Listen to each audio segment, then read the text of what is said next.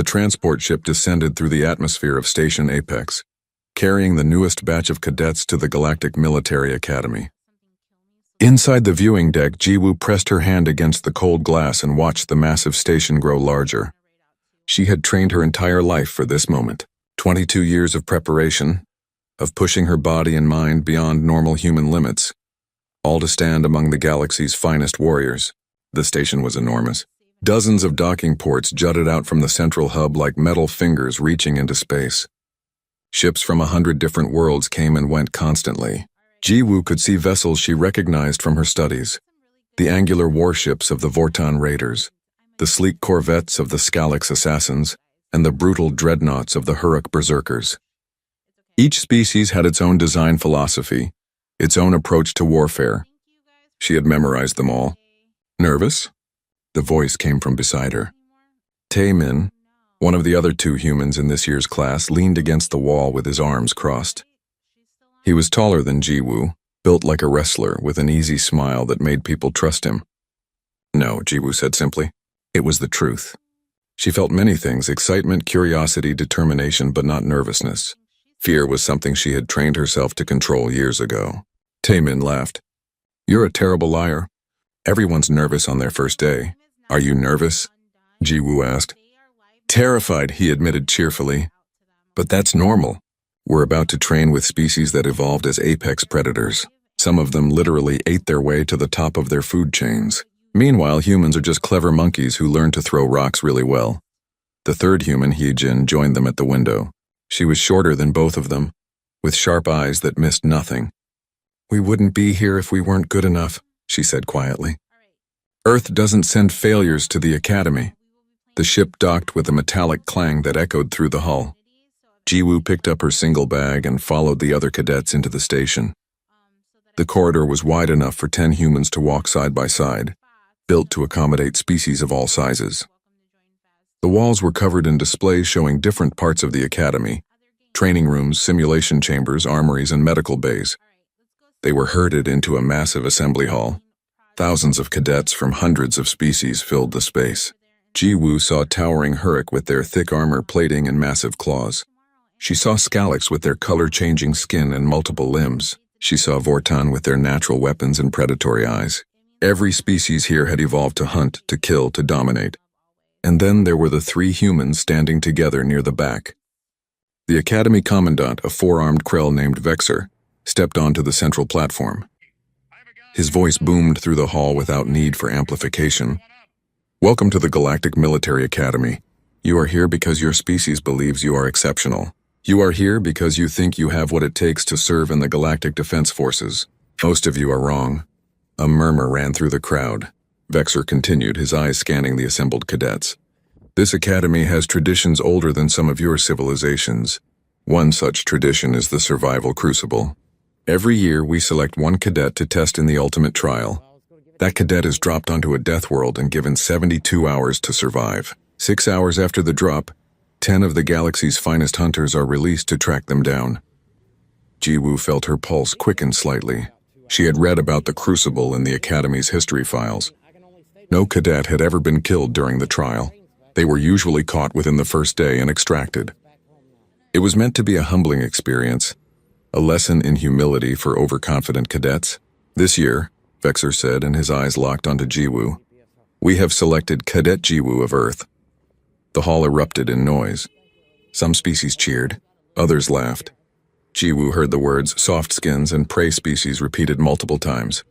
She kept her face expressionless, her body relaxed. She had learned long ago not to react to provocation. Taemin grabbed her arm. You can refuse, he whispered urgently. They can't force you to participate. I accept, Jiwoo said, her voice cutting through the noise. The hall went silent. Vexer's mandibles clicked in what might have been approval or amusement. Excellent. You will be transported to Carveth Prime immediately. The trial begins at dawn. The next few hours passed in a blur. Jiwoo was taken to a preparation room where she was fitted with a basic survival suit. Nothing more than a thin layer of climate-resistant fabric. No weapons, no tools, no technology beyond what she could make with her own hands. She was allowed to keep her academy uniform underneath, but that was all. An instructor, A human named Dae-hyun who taught combat tactics pulled her aside before she boarded the transport. "Listen carefully," he said in Korean, making sure no translators would pick up his words. "They chose you because they think humans are weak. They want to humiliate us to prove we don't belong here. But you and I both know the truth about humans." "What truth?" Ji-woo asked. "That we're the most dangerous species in the galaxy," Dae-hyun said quietly. "Not because we're strong or fast or naturally armed, but because we don't quit, ever. A Hurric will fight until it's wounded, then retreat to heal. A Scalix will flee if the odds turn against it. But a human will chase its prey for days, weeks if necessary. Will adapt to any environment, use any tool, learn any skill. We're persistence predators, Ji-woo. We evolved to outlast everything else on our planet." He pressed something into her hand. It was a small piece of flint. "They said no tools, but they didn't say you couldn't pick up a rock. Make them regret choosing you." Ji-woo closed her hand around the flint and nodded. The transport took her to Carveth Prime alone. The planet was beautiful and deadly in equal measure. Dense jungles covered most of the landmass. The trees grew hundreds of meters tall, their canopies blocking out most of the sunlight. She could hear sounds in the distance, roars, screams, the crack of something massive moving through the undergrowth. The transport pilot, a bored-looking Vortan, barely glanced at her as he opened the rear hatch. "Your drop zone is below. 72 hours starting now. Try not to die too quickly. It's more entertaining when the prey runs." Ji-woo stepped to the edge of the hatch and looked down. The jungle canopy was 30 meters below. She could make out a small clearing where she was meant to land. Without hesitation, she jumped. She hit the ground rolling, absorbing the impact the way she had been trained. Pain shot through her legs, but nothing broke. She stood and took a moment to assess her surroundings. The clearing was roughly circular, about 20 meters across. The jungle pressed in from all sides, dark and threatening. 6 hours. She had 6 hours before the hunters arrived. Ji-woo didn't run. Instead, she pulled out the piece of flint Dae-hyun had given her and began to work. She gathered stones of different sizes and shapes. She stripped bark from trees and wove it into cordage. She found a straight branch and began sharpening it against a rock, creating a crude spear. As she worked, she thought about what the instructor had said. Persistence predators. That was the key. The hunters expected her to run, to hide, to be afraid. They expected prey behavior. They were going to learn that humans stopped being prey a long time ago. Ji-woo smiled as she set her first trap. The viewing halls of the Galactic Military Academy were packed. Thousands of cadets, instructors, and visiting dignitaries crowded around holographic displays, showing live feeds from Carveth Prime. The annual Survival Crucible always drew massive audiences. It was entertainment, tradition, and education all wrapped into one event. Taemin and Hyejin sat together in the human section, a small cluster of seats that felt isolated from the rest of the crowd. Around them, alien cadets made bets on how long Ji-woo would last. Most gave her less than 6 hours after the hunters dropped. Some were more generous and predicted 12 hours. No one bet on her lasting the full 72. "They're making jokes," Hyejin said quietly, her hands clenched into fists. "They're laughing at her." "Let them laugh," Taemin replied, though his own jaw was tight. "Ji-woo doesn't need us to defend her reputation. She'll do that herself." On the main display, they watched as Ji-woo worked in the clearing. She moved with focused efficiency, gathering materials and constructing basic tools. She tested the edge of her stone knife against her thumb, nodded in satisfaction, and moved on to the next task. There was no panic in her movements, no fear. She looked like someone preparing for a job, not fighting for survival. 6 hours until hunter deployment. The automated announcer's voice echoed through the hall. Current odds. Cadet capture within 8 hours of hunter deployment. Recommended viewing time, 12 to 16 hours. The scene shifted to show the 10 hunters preparing in their deployment bay. Each one was a champion of their species, chosen for their hunting prowess and combat record. They checked their equipment, tested their weapons, and discussed strategy. The audio feed carried their conversation to the viewing halls. "A human," one of the Scalix assassins hissed, his skin flickering between green and brown in amusement. "They gave us a soft skin to hunt. This will be over before the first sunset."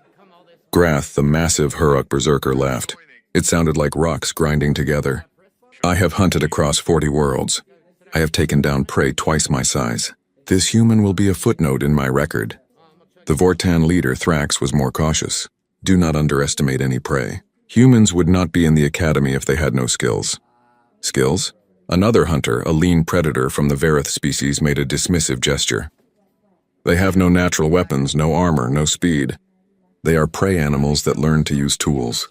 Strip away their technology and they are nothing.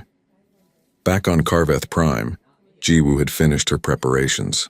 She had created several crude weapons: spears, a wooden club, a stone axe. She had woven a simple pack from bark and filled it with useful stones. Most importantly, she had spent the last 4 hours setting traps throughout the jungle around her clearing. She knew the hunters would come. She knew they were faster, stronger, and better equipped than her. But she also knew something they didn't. Humans didn't win fights by being stronger. They won by being smarter, more patient, and more willing to do whatever it took to survive. As the sun began to set on Carveth Prime, Jiwoo climbed a tall tree near the clearing and settled into a position where she could watch.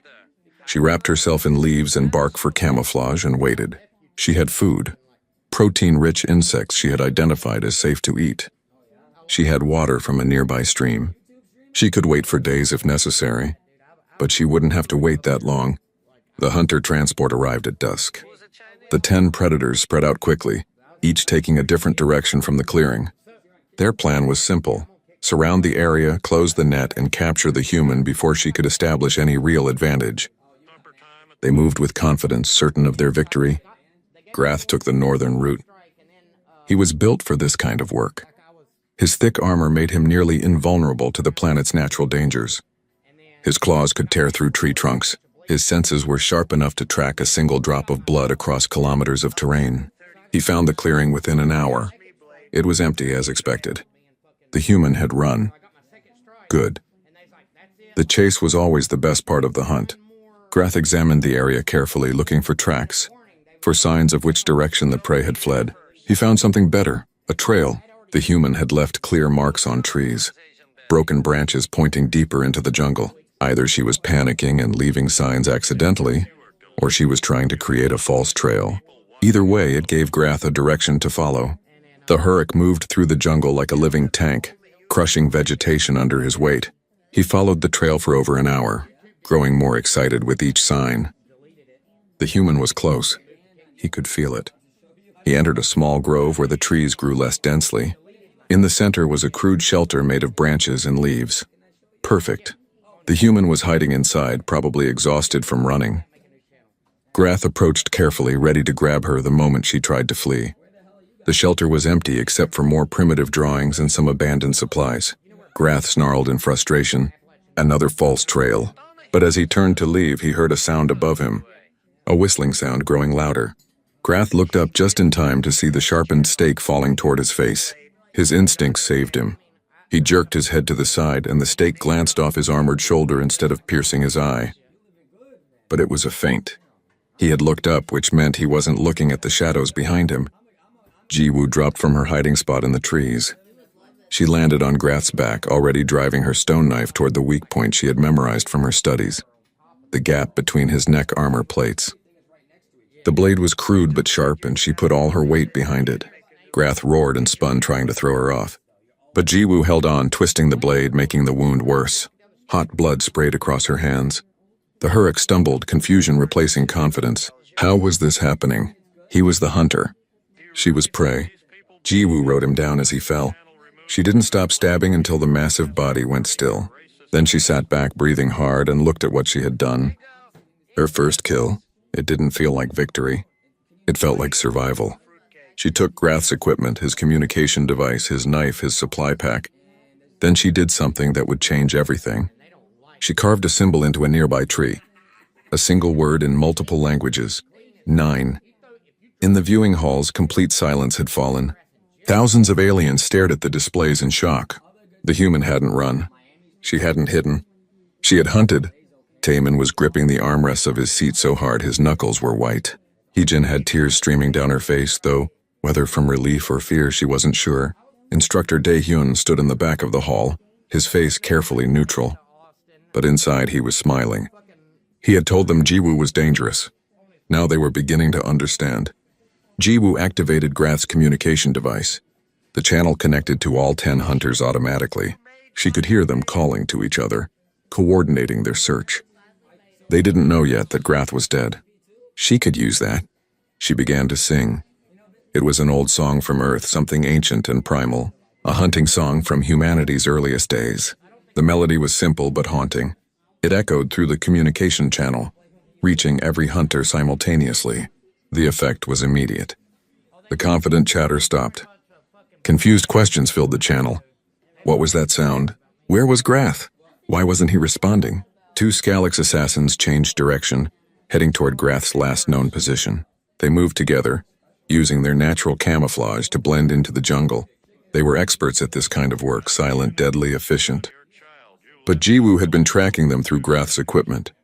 She knew where they were going, and she knew how Scalix hunted. They relied on stealth and sudden strikes. They expected their prey to be unaware of their approach. She didn't fight them directly. Instead, she had spent the last hour identifying the local flora and fauna. Carveth Prime was deadly to visitors who didn't know its dangers. One particular plant produced berries that looked harmless but contained a powerful neurotoxin. The local animals had evolved immunity. Visitors had not. Jiwoo found the stream where the Scalix would need to refill their water supplies. She crushed the berries into the water upstream and waited. Patience. That was the human advantage. She could wait longer than any other species. The Scalix arrived at dusk, found the stream, and drank deeply. They moved on unaware, but within an hour the poison took effect. Their movements became sluggish. Their camouflage flickered and failed. They collapsed against trees, struggling to breathe. Jiwoo found them easily. She ended their suffering quickly with Grath's blade.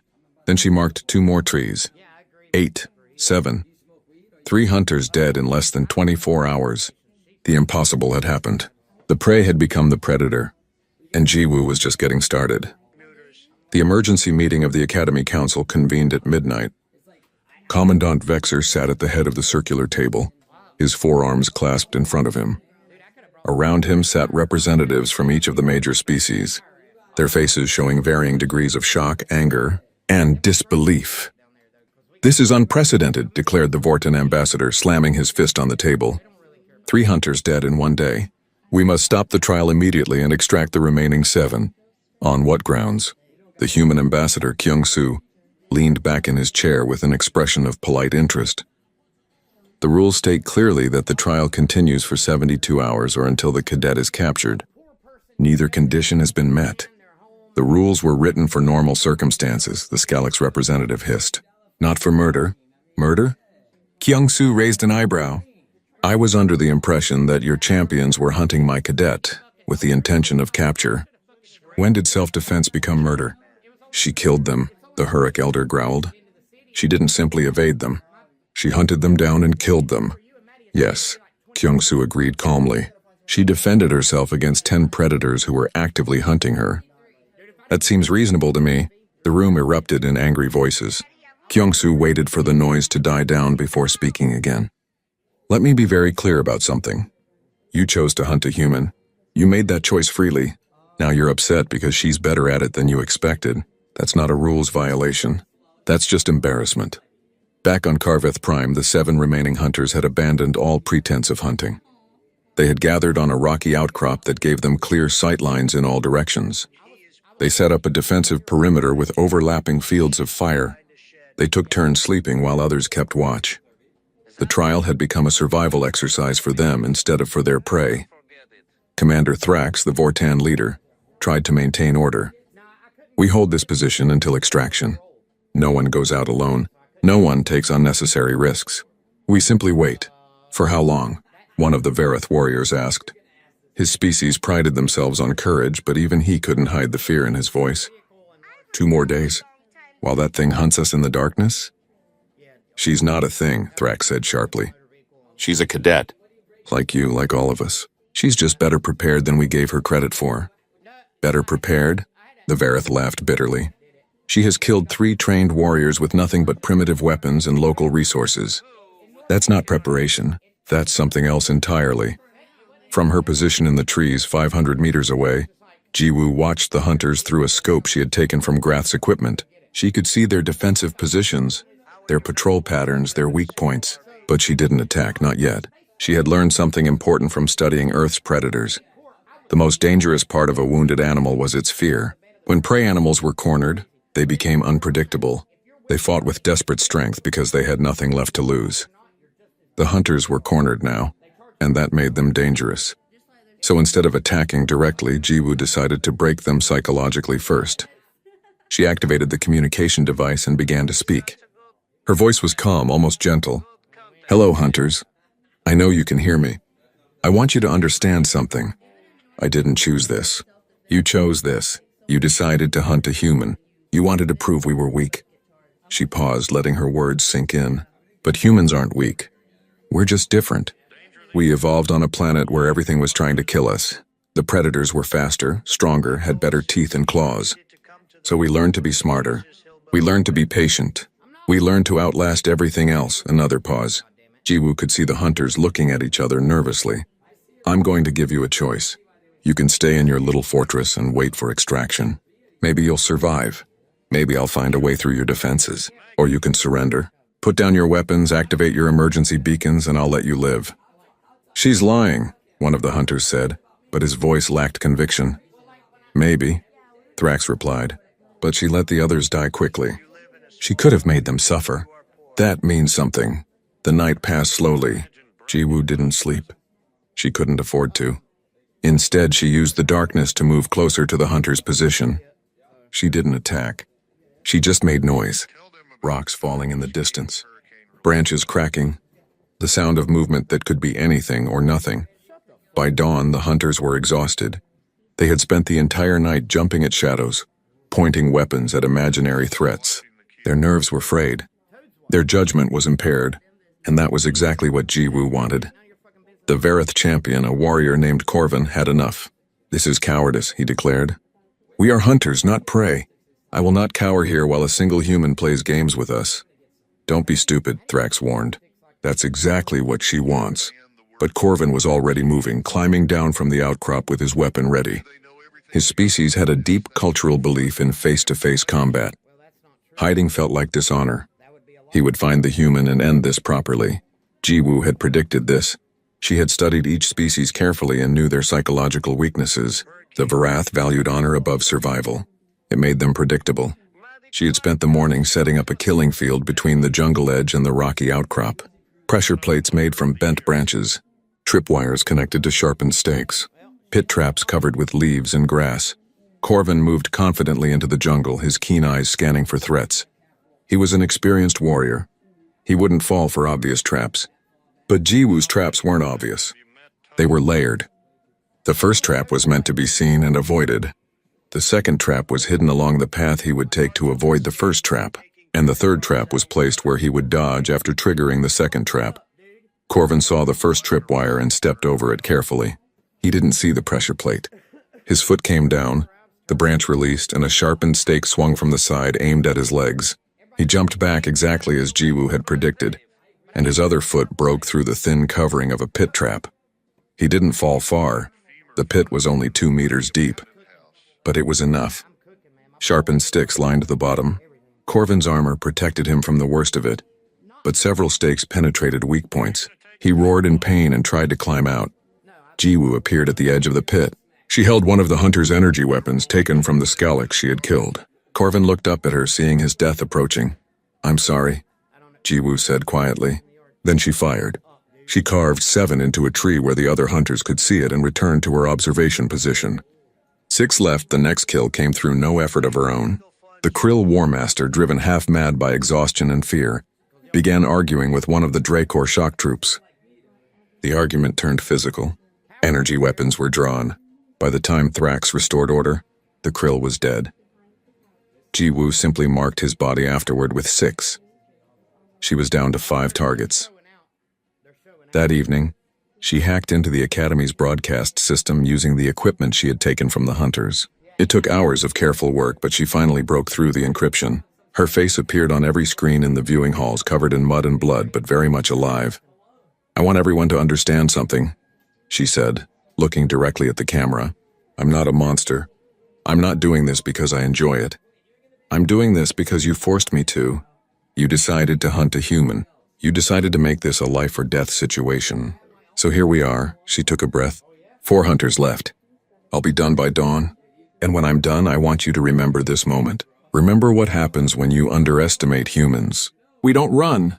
We don't hide. We hunt back, the broadcast cut out. In the viewing halls, absolute silence reigned. Even the most arrogant cadets had stopped making jokes. They were beginning to understand what Instructor Dae-hyun had tried to tell them. Humans were persistence predators, and Ji-woo was the most persistent of them all. On the rocky outcrop, the 4 remaining hunters huddled together. They were the best warriors their species had to offer. They had trained their entire lives for combat. They had fought in real battles and won, but none of that mattered now. What do we do? One of the Dracor brothers, Vorn, asked quietly. Thrax looked at each of them. We survive. That's all we can do. We hold this position, watch each other's backs, and wait for extraction. She can't get all of us. Not if we stay together. But even as he said it, Thrax wondered if he was right, because somewhere in the darkness Ji-woo was watching them, and she was learning their patterns, their weaknesses, their fears. Lightning flashed across the sky, illuminating the jungle for a brief moment. And in that moment the hunters saw a silhouette in the trees, a small figure covered in mud and blood with dead calm eyes. Then darkness fell again and she was gone, but they knew she would be back. Predators always returned to finish their hunt. It was just a matter of time. Dawn broke over Carveth Prime with blood-red light filtering through the jungle canopy. The 4 remaining hunters looked like they had aged years in a single night. Dark circles hung under their eyes. Their hands shook slightly as they gripped their weapons. They had maintained their defensive position on the rocky outcrop, but the psychological toll was obvious. Commander Thrax counted heads for the 100th time. Himself, the 2 Dracor brothers, Vorn and Krell, and 1 remaining Varath warrior named Silex.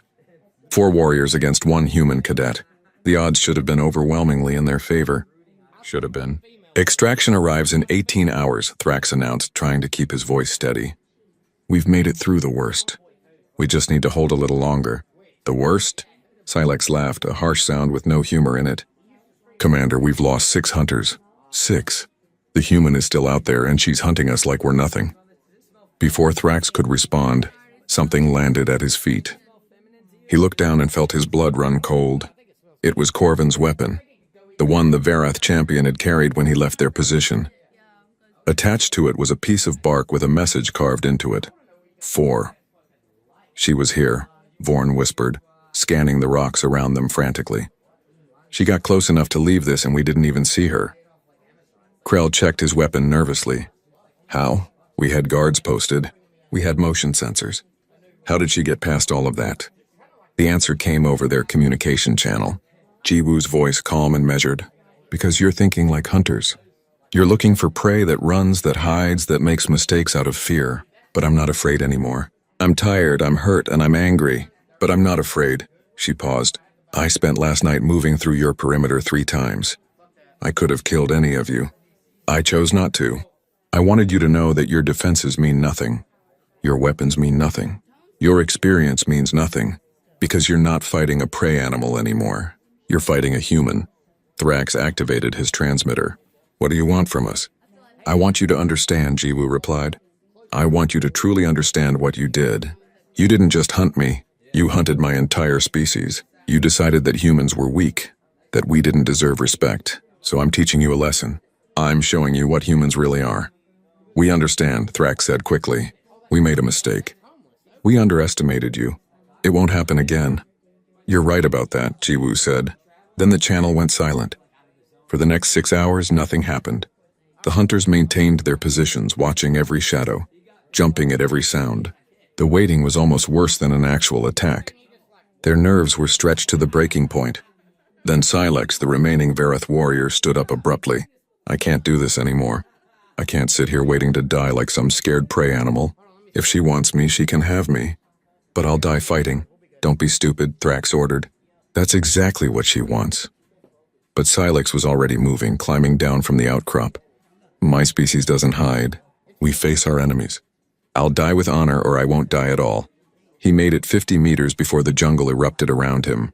Ji-woo had been waiting, watching for one of them to break. She hit Silex with a barrage of thrown stones from multiple directions, disorienting him. Then she attacked from behind, using one of the taken energy weapons to disable his armor before finishing him with a blade. 3, she called out, her voice carrying across the distance to the remaining hunters. Vorn and Krell, the Dracor brothers, looked at each other. They had trained together since childhood. They knew each other's thoughts, each other's fighting styles. They were strongest together. But sitting here waiting was killing them slowly. We should attack, Vorn said quietly. Take the fight to her. Use our superior numbers. Thrax shook his head. That's what she wants. She's been dividing us, picking us off one by one. If we leave this position, she wins. If we stay here, we die anyway, Krell argued. At least if we attack, we die on our terms. No, Thrax said firmly. We wait for extraction. That's an order. But as the sun climbed higher, Jiwoo began her psychological assault in earnest. She used the communication channel to play recordings she had made, the last moments of the hunters she had killed. Their voices calling for help, for mercy, for extraction. She played them over and over until Thrax finally shut down all their communication devices. Then she started throwing things into their camp. Pieces of armor from the fallen hunters, weapons, personal items. Each one was a message. I was close enough to take these. I could have taken you too. Vorn cracked first. He activated his communication device despite Thrax's orders and started shouting, "Face me. Stop these cowards' tactics and face me like a warrior." Jiwoo's response was calm. Why? I'm winning? You're the ones who chose this format. I'm just playing by your rules. Our rules include honor. Vorn roared. Honor, Jiwoo repeated. You want to talk about honor? You ganged up 10 against 1. You hunted someone who never did anything to you. You did it for entertainment. Where was your honor then? Vorn didn't have an answer for that. As afternoon turned to evening, Jiwoo changed tactics. She stopped the psychological warfare and simply waited. She knew they were exhausted, frightened, and making mistakes. She didn't need to push anymore. They would break themselves, and she was right. Vorn, unable to bear the waiting any longer, made a decision. Brother, he said to Krell, I'm going to find water. We're almost out, and extraction is still hours away. Don't, Krell pleaded. Please don't leave. I'll be quick, Vorn promised. 5 minutes. Stay here with the commander. He was gone before anyone could stop him. Jiwoo had been watching their water situation carefully. She knew they would run out eventually. She knew one of them would have to leave to refill their supplies, and she knew exactly where the nearest water source was. She didn't ambush Vorn at the stream. That would have been too obvious. Instead, she waited until he started back toward the outcrop. She wounded herself deliberately, cutting her own arm and leaving a blood trail. When Vorn saw it, his training took over. He followed, thinking she was injured and vulnerable. The trail led to unstable ground near a cliff edge. Jiwoo had tested every meter of it, knew exactly where it was safe to step. Vorn didn't have that knowledge. When he charged at her, she simply stepped aside. His momentum carried him forward onto the unstable ground, and it gave way beneath him. He fell, screaming. The sound echoed across the jungle and reached the outcrop where Krell and Thrax were waiting. Krell ran toward the sound without thinking, driven by the bond between brothers. Jiwoo let him reach Vorn's body. She watched from the shadows as Krell knelt beside his brother, checking for signs of life. There were none. The fall had killed him instantly. 2, Jiwoo said quietly, stepping into view. Krell looked up at her with red eyes full of tears and rage. He drew his weapon, but his hands were shaking so badly he could barely hold it. Kill me, he said. Finish it. No, Jiwoo replied. She lowered her own weapon. You loved your brother. I understand that. I have friends too. People I would die for. I don't want to kill you. Then what do you want? Krell demanded. I want you to surrender, Jiwoo said. Activate your emergency beacon. Call for extraction. Leave this place. Go home and tell everyone what happened here. Tell them what happens when you hunt humans. Krell stared at her for a long moment. Then slowly he reached for his emergency beacon. The signal activated, sending a priority extraction request to the Academy. He set down his weapons and sat beside his brother's body. Thank you, Jiwoo said quietly. Then she melted back into the jungle. Back at the outcrop, Thrax received the notification that Krell had activated his beacon. He understood what it meant. 3 hunters dead. 1 surrendered. That left only him. He had been a warrior his entire life. He had fought in wars, led troops into battle, earned medals and honors. But sitting alone on that rocky outcrop, waiting for a human cadet he couldn't see or hear. Thrax realized something important. He had already lost. Not because Jiwoo was stronger or faster or better equipped, but because she was more willing to do whatever it took to survive. When the extraction ships arrived at dawn, they found Krell sitting with his brother's body. They found Thrax alive but broken, staring at the jungle with haunted eyes, and they found 9 marked trees, each with a number carved into it. But they didn't find Jiwoo. She was already moving through the jungle toward the original extraction point, carrying a makeshift sack. Inside the sack were 9 skulls, cleaned and prepared according to ancient human tradition. She had survived. She had won. And she had a message to deliver. The extraction ship touched down in the Academy's main hangar bay, to a scene unlike anything in the station's long history. Thousands of beings crowded the viewing platforms above, watching in complete silence. No one spoke. No one moved. They just waited. The ship's ramp lowered and Jiwoo walked out alone. Her Academy uniform was torn and stained with blood and mud. Her face was scratched and bruised. She moved with a slight limp, favoring her left leg. But she held her head high, and in her hand she carried a rough cloth sack. Taemin and Heejin pushed through the crowd and ran to her. They didn't speak, just pulled her into a tight embrace. Jiwoo allowed it for a moment, then gently pushed them back. She had something she needed to do first. She walked to the center of the hangar where Commandant Vexer and the council representatives waited. The silence was absolute. Every eye in the hangar was on her. She stopped in front of them and dropped the sack at their feet. 9 skulls rolled out across the polished floor. "You asked if humans belong in the Galactic Military Academy," Jiwoo said, her voice carrying in the quiet. "Here's my answer." Then her legs gave out. She collapsed, and the medical team that had been waiting nearby rushed forward. They carried her away on a stretcher while the skulls remained on the floor, a stark reminder of what had happened. Jiwoo spent 3 days in the medical bay. Her injuries were extensive but not life-threatening. Broken ribs, a fractured ankle, multiple cuts and bruises, severe dehydration and exhaustion. The doctor said she should have died a dozen times over. But she hadn't, because humans were very hard to kill. While she recovered, the galaxy argued. News of the survival crucible had spread across every civilized world. Some called Jiwoo a hero, others called her a murderer. Debates raged in government chambers, military academies, and public forums, but everyone agreed on one thing. They had seriously underestimated humanity. The formal tribunal convened in the Academy's Great Hall. Jiwoo, still recovering but insisting on attending, sat in the center of the room. Around her sat judges from a dozen species, representatives from various governments and the Academy's leadership. Ambassador Kyung-soo presented humanity's defense. The rules of the survival crucible were clear. 1 cadet dropped on a hostile world, given 72 hours to survive with 10 hunters pursuing them. At no point did the rules state that the cadet could not fight back. At no point did they forbid lethal force in self-defense. Jiwoo followed every rule. She simply did it better than anyone expected. She killed 9 trained warriors, the Vortan representative argued. That goes beyond self-defense, does it? Kyung-soo replied. Those 9 warriors were actively hunting her with the intention of capture. She had no way of knowing what would happen if she were captured. For all she knew, being captured meant death. She did what any soldier would do when faced with superior numbers and no hope of reinforcement. She eliminated the threats one by one. Instructor Dae-hyun was called to testify. He stood before the tribunal with his hands clasped behind his back, looking every bit the professional soldier. "I trained Cadet Jiwoo," he said. "I taught her that humans survive not through strength but through intelligence, adaptability, and sheer unwillingness to quit. She demonstrated all those qualities and more." "Did you teach her to kill?" a judge asked. "I taught her to survive," Dae-hyun corrected. "Sometimes survival requires killing. Every species in this room understands that. You just don't like it when humans prove they're good at it." The most powerful testimony came from Krell, the Dracor who had surrendered. He stood before the tribunal with his head lowered, his voice filled with pain. "My brother died in that jungle. I watched him fall.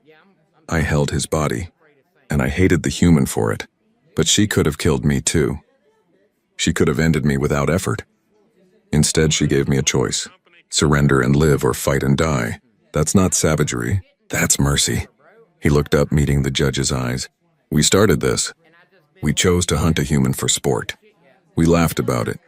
We made bets on how quickly we would catch her. We treated it like a game. She treated it like war. And in war, you do whatever it takes to survive. My people understand that. Why don't you? The tribunal deliberated for 2 days. In the end, they reached their verdict. All charges against Jiwoo were dismissed. Furthermore, she was awarded the Crucible Victor's Mark, the first cadet in Academy history to achieve this honor. The rules of the Survival Crucible were permanently changed. Never again would cadets be hunted for sport or tradition. The Academy asked Jiwoo to speak before the entire student body. She stood on the central platform in the Great Hall, looking out at thousands of alien faces. Some showed respect. Some showed fear. Some showed anger. She didn't care about any of it. I didn't want to kill anyone, she began, her voice quiet but clear. I came here to learn. I came here to serve. I came here to prove that humans could stand alongside the galaxy's finest warriors. You turned it into a hunt, so I became the hunter. She paused, gathering her thoughts. Humans aren't special. We're not the strongest or the fastest. We don't have claws or armor or natural weapons. But we're persistent. We're adaptable. We're creative. And when you push us to the edge, we don't break. We push back harder. She looked directly at the predator species in the audience. Don't hunt humans. We've been hunted before. On our homeworld, we were prey for thousands of years. We survived by becoming better predators than the ones hunting us. We learned to track, to plan, to never give up. Those instincts don't go away just because we reach the stars. She stepped down from the platform. I hope I never have to do something like that again. But if I do, I will. Because that's what humans do. We survive. The hall erupted in mixed reactions. Some species withdrew their cadets from the Academy entirely. Others, particularly the Dracor, sent more. Humanity's reputation across the galaxy changed overnight. No longer were they seen as soft diplomats or lucky primitives. They were recognized as dangerous, capable, and not to be underestimated. Jiwoo completed her training over the next 3 years. She never forgot the 9 hunters she had killed. She learned their names, their histories, their families. She kept the skulls in her quarters as a memorial, not a trophy. Each one represented a life ended because of pride and prejudice. She refused to let their deaths be meaningless. Taemin and Hyejin stayed close to her throughout her training. They helped her process what had happened, reminded her that she was still human, still capable of empathy and compassion. Without them, Jiwoo thought she might have become the monster some species accused her of being. 5 years after the Crucible, Captain Jiwoo commanded a joint human-alien special forces unit. Her team included members from a dozen species, including a young Dracor warrior who had specifically requested to serve under her. On her desk sat a small memorial with 9 names engraved on it. She looked at it every day.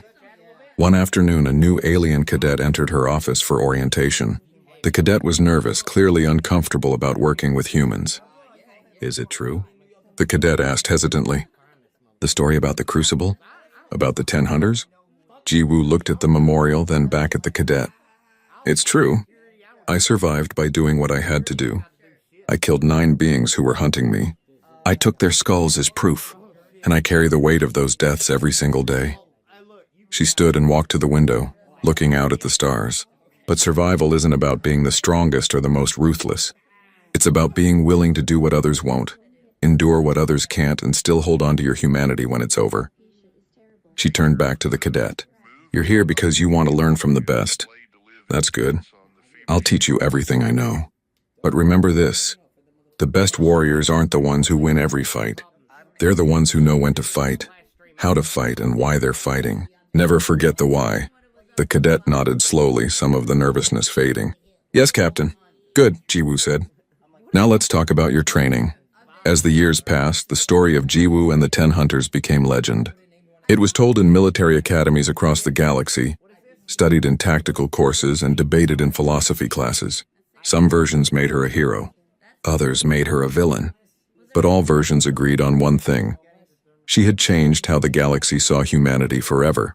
Applications from humans to the Galactic Military Academy increased dramatically. More importantly, the predator species learned an important lesson. Humans were not prey. They were not weak. They were a species that had survived by becoming the most dangerous predators on their own planet. and those instincts had not been dulled by reaching the stars. The galaxy learned to respect humanity, not because humans were stronger or more advanced, but because they were survivors. Because they adapted to any situation. Because they never gave up, never surrendered, and never accepted defeat. Years later, Ji-woo retired from active service. She returned to Earth and wrote a book about her experiences. In it, she detailed everything that had happened during the Crucible. But more importantly, she wrote about the 9 individuals she had killed. She gave them names, faces, stories. She humanized them, even though they weren't human. The book ended with a simple message. I survived. They didn't. I carry that weight every day, but I also carry the hope that their deaths meant something.